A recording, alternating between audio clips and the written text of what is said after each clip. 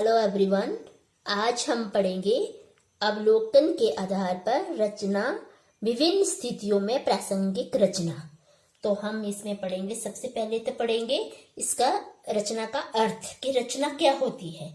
जिस तरह से भाषा भाव व विचारों की अभिव्यक्ति का माध्यम है और इस अभिव्यक्ति को प्रभावशाली व मौलिक बनाने का नाम ही रचना है।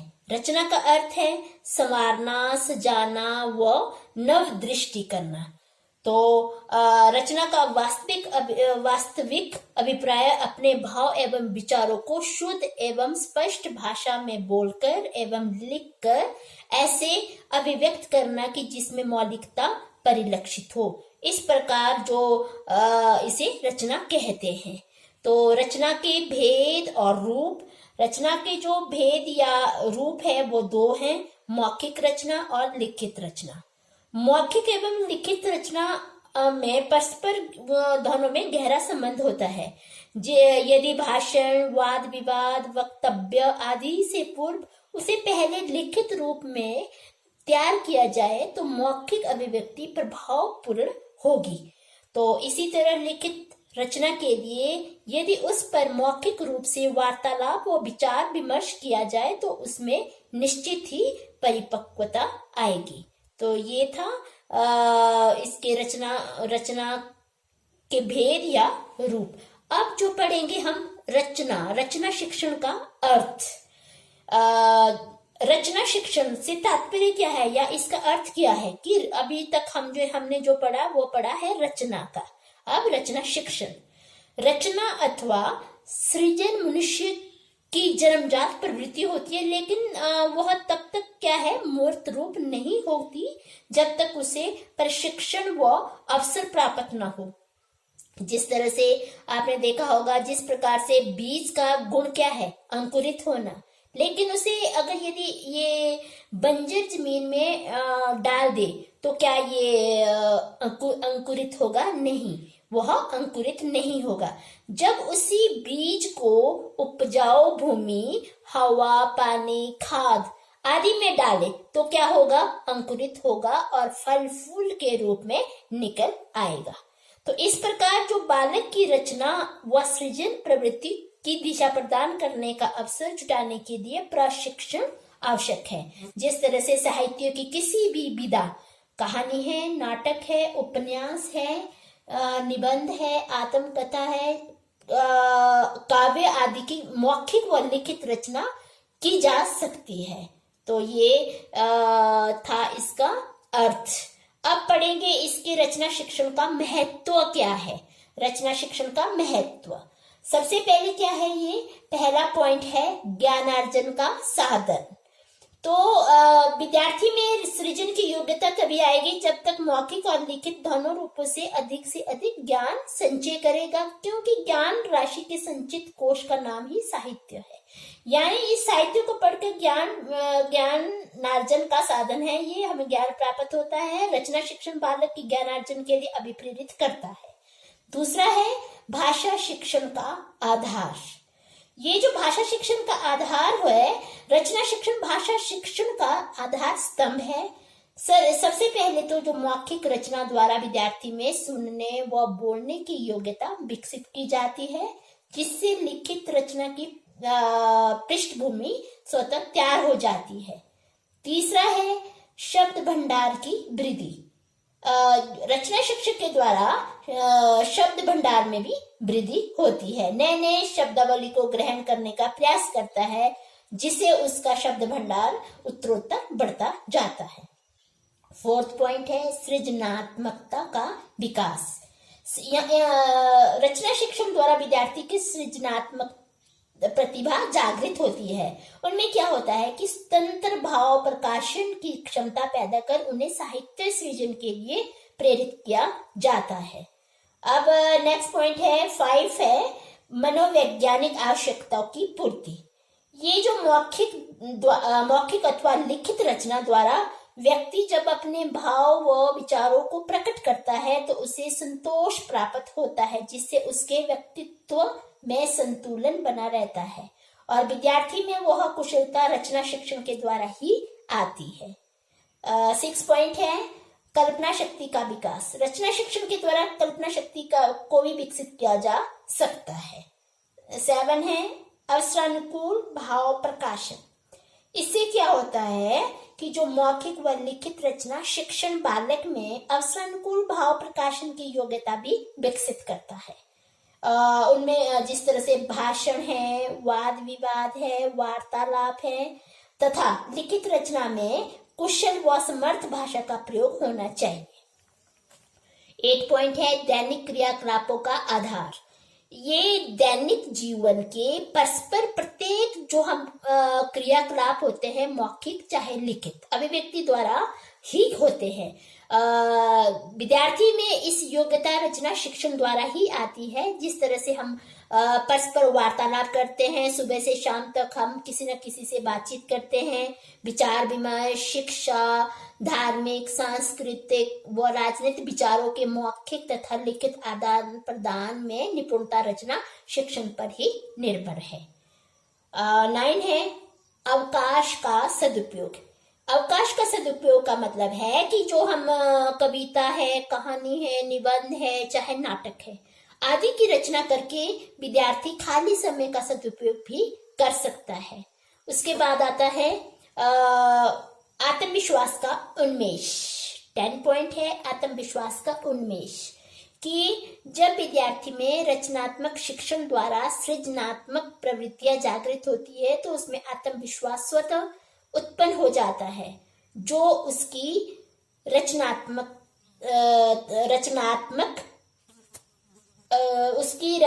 प्रवृत्ति को परिष्कृत करता है।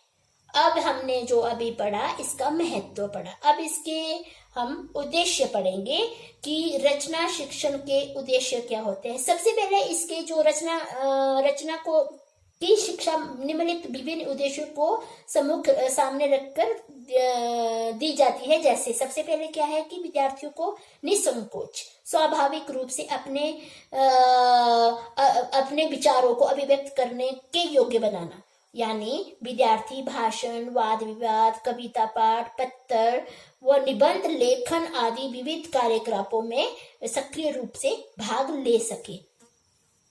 इसके बाद आता है दूसरा आता है विद्यार्थी संभाषण, वाद विवाद, कविता पाठ, पत्र व निबंध लेखन आदि विविध कार्यक्रम में सक्रिय रूप से भाग लेता है या ले सके।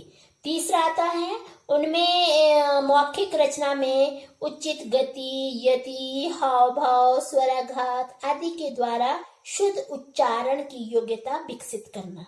4th पॉइंट है कि उनमें समृद्ध व व्याकरण सम्मत भाषा का प्रयोग करके अपने भाव व विचारों को प्रकट करने की योग्यता पैदा करना। 5 है कि छात्रों में अवसरानुकूल व भावानुरूप अभिव्यक्ति की कुशलता पैदा करना। 6 है रचना शिक्षण विद्यार्थियों में सूक्तियां हैं, लोकोक्तियां हैं, मुहावरेदार भाषा के प्रयोग की योग्यता विकसित करना। 7 है कि विद्यार्थियों में रचना शिक्षण द्वारा विद्यार्थियों में मौलिक चिंतन का विकास करना। 9 है उनकी जो कल्पना शक्ति विकसित कर रचना को समृद्ध करना। अब आता है नेक्स्ट पॉइंट की रचना शिक्षण द्वारा रचना के दोनों रूपों, दो रूप कौन कौन से हैं, मौखिक व लिखित रचना का समुचित ज्ञान प्रदान करना और विद्यार्थियों में रचना की योग्यता विकसित कर उनमें सामाजिक कुशलता लाना। नेक्स्ट पॉइंट है कि छात्रों में रचना शिक्षण के माध्यम से यह योग्यता विकसित करना कि मौखिक रचना में वह साधारण अभिव्यक्त कर सके और लिखित रचना में बड़े से बड़े मंतव्य को संक्षिप्त रूप से उसे दे सके। और इस तरह से ये हमने अभी जो पढ़े इसके उद्देश्य है। अब इसकी जो हम पढ़ेंगे इसकी प्रणालियां, रचना शिक्षण की विभिन्न विधियां या प्रणालियां इस प्रकार से हैं।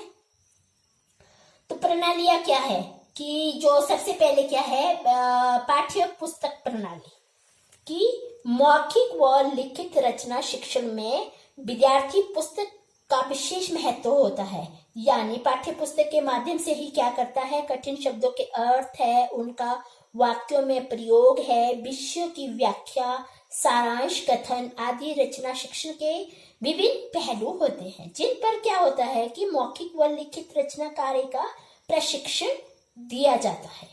और दूसरा होता है प्रश्नोत्तर प्रणाली। प्रश्नोत्तर प्रणाली भी रचना के दोनों रूपों के लिए यह विधि क्या है, प्रयुक्त मानी जाती है। विषय का चयन करके हमें विद्यार्थियों से उनमें संबंधित प्रश्न भी पूछे जा सकते हैं। विद्यार्थी अपने अनुभव और ज्ञान के द्वारा ही क्या करता है, अनुरूप उत्तर देंगे। और प्रश्न कैसा होना चाहिए, पूर्व ज्ञान परीक्षण, विषय के प्रस्तुतिकरण, पुनरावृत्ति हेतु पूछे जा सकते हैं। प्रश्नोत्तर प्रणाली जब वो प्रश्नोत्तर प्रणाली अपनाते हुए अध्यापक को विषय की क्रमबद्धता की ओर विशेष ध्यान देना चाहिए और विद्यार्थियों को भी प्रश्न पूछने के लिए प्रेरित करना चाहिए। अब आता है थर्ड, आता है वर्णन प्रणाली। वर्णन प्रणाली द्वारा रचना शिक्षण व्यवहारिक रूप से कराया जा सकता है। वर्णन कई प्रकार के हो सकते हैं, जैसे अध्यापक द्वारा विषय का आदर्श प्रस्तुत कर क्या करता है, छात्रों को उसका वर्णन करने को भी कह सकता है या कहा जा सकता है। जिस तरह से घटनाओं है, उदाहरणों आदि का वर्णन भी करवाया जा सकता है। या रचना के विषय संबंधी चित्र है, मॉडल है, उसको भी दिखाकर क्या किया जा सकता है, उनका वर्णन करने को कहा जा सकता है। और फोर्थ पॉइंट है कि रूपरेखा प्रणाली। रूपरेखा प्रणाली में क्या करेंगे कि जो कहानी है, निबंध है, अनुच्छेद, वो किसी भी विषय की रूपरेखा पहले तो रूपरेखा देकर विद्यार्थियों से उनका रचना कार्य करवाया जा सकता है। वे अपनी सूझबूझ के अनुसार अपनी भाषा में उसको विकसित करेगा। और विद्यार्थी में निरीक्षण, ये जो प्रणाली होती है, विद्यार्थी में निरीक्षण है, कल्पना, वो अभिव्यक्ति की योग्यता विकसित करता है। और 5 पॉइंट है अनुशीलन प्रणाली। अनुशीलन का क्या अर्थ है, अनुशीलन अर्थात अध्ययन, मनन व चिंतन। इस प्रणाली द्वारा छात्र की कोई भी विषय दिया जाता है जिसकी विषय सामग्री या पुस्तकों, पत्र पत्रिकाओं से तैयार करता है। अध्यापक क्या करता है, उन पुस्तकों व पत्र पत्रिकाओं की जानकारी देकर विद्यार्थियों का सहयोग भी कर सकता है। और यह प्रणाली द्वारा क्या होता है, स्वाध्याय की आदत भी विकसित की जा सकती है। 6 है समवाय प्रणाली। साहित्य की विभिन्न विधाओं, पद्य है, कहानी है, निबंध है, नाटक है, आत्मकथा है, व्याकरण है आदि का शिक्षण प्रदान करते हुए छात्रों को ऐसे प्रश्नों का उत्तर देने के लिए प्रेरित किया जा सकता है जिनका उत्तर मौखिक भी हो और लिखित रूप से अपने शब्दों में वो दे। इसके लिए आवश्यक क्या होता है कि इन विषयों का आपस में विद्यार्थियों के दैनिक जीवन से संबंध जोड़ते हुए पढ़ाया जा सकता है। 7 आता है भाषा यंत्र प्रणाली। इसका मतलब ये हुआ, भाषा यंत्र प्रणाली का मतलब हुआ कि विद्यार्थियों की रचना में रुचि उत्पन्न करने के लिए भाषा यंत्र प्रणाली का भी प्रयोग किया जा सकता है। भाषा प्रयोगशाला में यह कार्य सहज ही हो जाता है, और लेकिन सभी विद्यालय में इनकी सुविधा नहीं होती है, कहीं कहीं होती है और कहीं कहीं विद्यालय में ये सुविधा नहीं होती है। तो विद्यार्थियों को कक्षा में टेप रिकॉर्ड द्वारा भी कहानी, नाटक, उपन्यास आदि की कैसेट सुनाई जा सकती है। और 8 पॉइंट है अनुकरण प्रणाली। इस प्रणाली के जो अंतर्गत विद्यार्थियों के समक्ष रचना का विषय तथा भाषा की दृष्टि से आदर्श रूप रखा जाता है और उसके पश्चात क्या करता है कि उसी प्रकार की कोई अन्य रचना करने के लिए प्रेरित किया जा सकता है। जिस तरह से क्या है, प्रारंभिक कक्षाओं में काव्य रचना की प्रवृत्ति जागृत करने के लिए विद्यार्थियों को छोटी छोटी तुकबंदियां करवाई जा सकती है, जैसे मछली जल की रानी है, जीवन उसका पानी है, या चिड़िया चिंची करती है, दाना चुग चुग खाती है, बादल आया, हम सब के लिए पानी लाया। यानी इस तरह से या इस तरह से गाय के विषय में निबंध रचना कराकर विद्यार्थियों को घोड़ा, कुत्ता ये आदि पर स्वयं निबंध लिखने के लिए भी प्रेरित किया जा सकता है। और अब आता है 9 पॉइंट आता है शब्द प्रदान विधि। तो शब्द प्रदान विधि में आता है कि जो अध्यापक रचना से संबंधित शब्द, मुहावरे, लोकोक्तियां आदि का स्पष्टीकरण करता है और विद्यार्थी को ऐसा अनुच्छेद लिखने के लिए भी प्रेरित किया जाता है जिसमें जो इन शब्दों, मुहावरों आदि का वो प्रयोग कर सके, और इससे जो विद्यार्थी में रचना करने की योग्यता भी विकसित होती है। और उसके बाद आता है कि परामर्श प्रणाली। परामर्श प्रणाली 10 पॉइंट जो है परामर्श प्रणाली। ये जो परामर्श प्रणाली होता है, इस विधि द्वारा जो अध्यापक होता है पाठ्य सामग्री के प्रति अपने विचार प्रकट करता है और इस उनसे क्या होता है, मिलती जुलती रचनाओं का उल्लेख करते हुए उन्हें पढ़ने की परामर्श दे। जैसे नारी के संबंध में कविता व निबंध करवाते हुए अन्य लेखकों की नारी के प्रति विचारों का उल्लेख करे तथा छात्रों को उन्हें पढ़कर अपने विचार अभिव्यक्त करने के लिए प्रेरित भी किया जा सकता है। 11 पॉइंट आता है वाद विवाद प्रणाली। कि अध्यापक क्या करता है यहाँ पे कि अध्यापक किसी भी विषय के बारे में जानकारी प्राप्त कर विद्यार्थियों की उसके पक्ष तथा विपक्ष में अपने विचार व्यक्त करने को कहे। जैसे ट्यूशन विद्यार्थी के लिए उपयोगी है या अनुपयोगी है। इस तरह से क्या होता है, सह शिक्षा, स्त्री शिक्षा आदि विषयों पर मौखिक व लिखित दोनों प्रकार की रचना कार्य हो सकता है। अब आता है 12 पॉइंट आता है उद्बोधन प्रणाली। उद्बोधन का अर्थ होता है ज्ञान कराना, याद दिलाना व जगाना। विद्यार्थियों को विषय के संबंध में जितनी जानकारी है उन्हें क्रमबद्ध रूप से व्यक्त करने के लिए प्रेरित करना। किन्हीं दृश्य घटनाओं, आत्मकथाओं व सामाजिक विषयों आदि के वर्णन में यह विधि अधिक उपयोगी होती है। 13 आता है उपकरण प्रणाली। उपकरण प्रणाली में शैक्षणिक उपकरण विद्यार्थियों में रचनात्मक प्रवृत्ति उत्पन्न करने में सहायक होती है। जिस तरह से श्यामपट्ट, चार्ट, मॉडल व अन्य दृश्य श्रव्य उपकरणों द्वारा साहित्य की विभिन्न विधाओं का रचना शिक्षण करवाया जा सकता है। जैसे कहानी है, नाटक है आदि की कैसेट सुनकर विद्यार्थी उनका अनुकरण भी करता है और जिससे उनकी मौखिक अभिव्यक्ति सुदृढ़ होती है। अब आता है आख्यान प्रणाली। आख्यान अर्थात कथन एवं वर्णन। इस विधि द्वारा अध्यापक पहले विषय का मौखिक रूप से आख्यान करता है और उसके बाद विद्यार्थियों को लिखने का आदेश देता है, जिससे उनके रचना कार्य में क्रमबद्धता रहती है।